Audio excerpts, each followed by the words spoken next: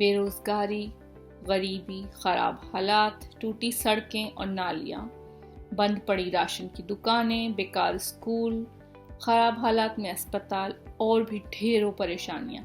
इन सब का इलाज है मेरे पास। सॉरी, मेरे पास नहीं, आपके पास। अरे आप तो परेशान हो गए। ये देश हमारा है, हम इसके मालिक हैं, तो हमारे हालात इतना खस्ता कैसे हो गए? आज इस वीडियो में हम जानेंगे कि अपने देश के लिए हमारी क्या जिम्मेदारियां हैं और किस तरह से अलग अलग तरीके अपनाते हुए हम इस पूरे गवर्नेंस सिस्टम के अलग अलग हिस्सों के साथ एंगेज कर सकते हैं।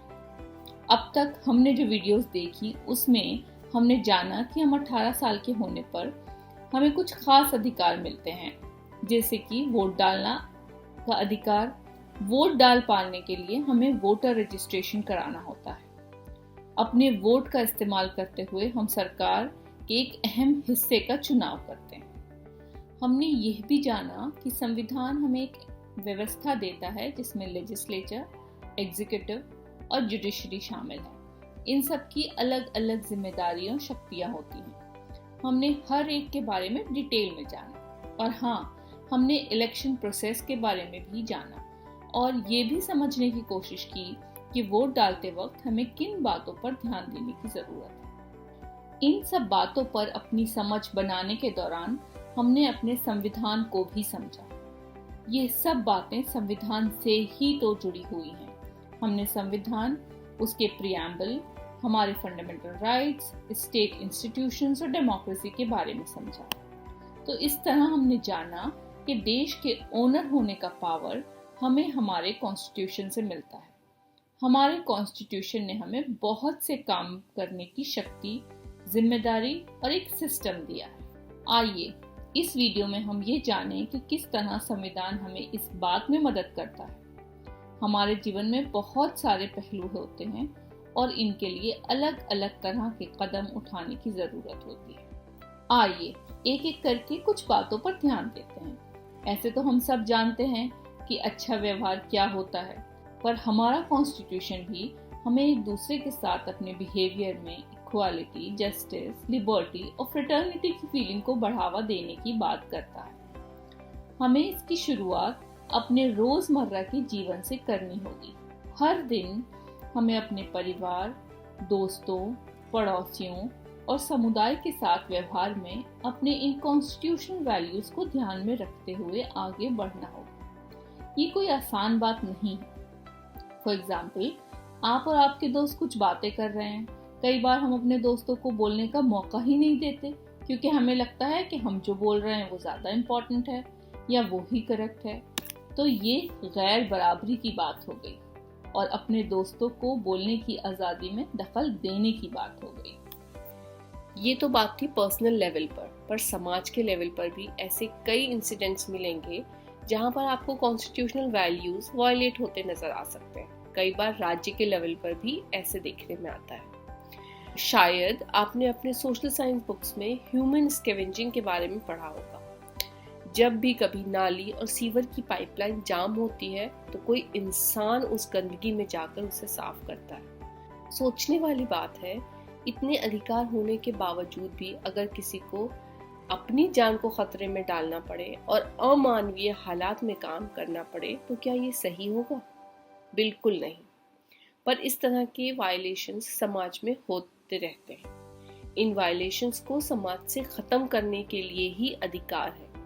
अब ये हम पर है कि हम उनको कितना लागू करवा पाते हैं।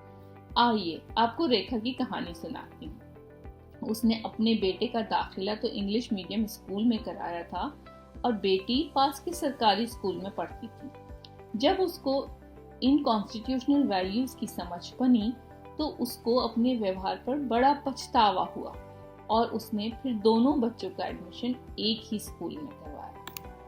अब जो एक और ख़ास जिम्मेदारी है वो इस पूरे गवर्नेंस सिस्टम के साथ हमारी जिम्मेदारी।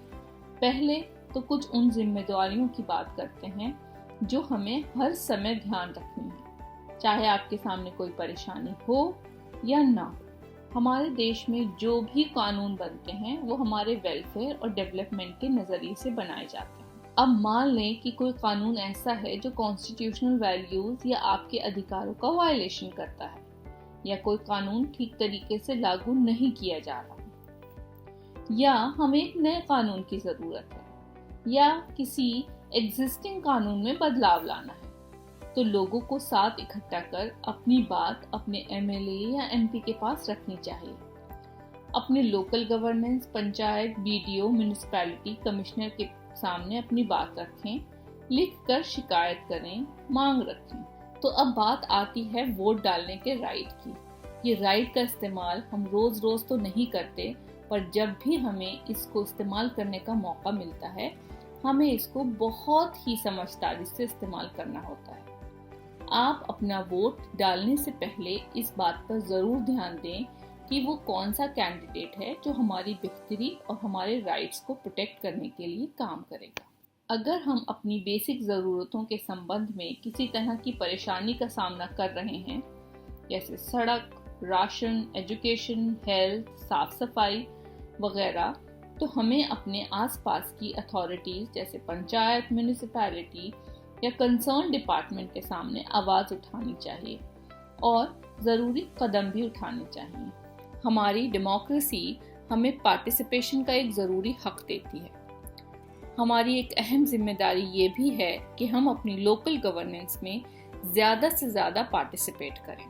अपनी पंचायत या म्युनिसिपैलिटी में हमें जहाँ तक हो सके अपनी आवाज़ उठानी चाहिए। तीसरे लेवल की गवर्नेंस का मकसद यही है कि ये हमारी भागीदारी से चले। हम यहाँ जितना पार्टिसिपेट करें, हम उतनी जल्दी अपनी परेशानियों का हल निकाल पाएंगे। अपनी पंचायत या म्युनिसिपैलिटी में हमें ज़्यादा से ज़्यादा अपनी बात रखनी चाहिए, हिसाब मांगना चाहिए। ये सब करके हम ये इंश्योर कर पाएंगे कि जो लॉज, पॉलिसीज, स्कीम्स और उसका बजट हमारे डेवलपमेंट और वेलफेयर के लिए है, वो सही तरीके से खर्च हो। आपने देखा कि किस तरह हम अपनी जिम्मेदारियां बेहतर तरीके से निभाकर अपना ही फायदा कर सकते हैं। ये देश हमारा है, कॉन्स्टिट्यूशन हमारा है, तो जिम्मेदारी भी हमारी हुई। अगर हम पूरे सिस्टम पर नजर नहीं रखेंगे तो कोई भी इसका फायदा उठा सकता है। अगर मालिक ही गैर जिम्मेदार हो जाए तो नुकसान तो मालिक का ही होगा। हर चीज का इलाज आपके हाथ में ही है। समझे तो सब कुछ, ना समझें तो कुछ भी नहीं।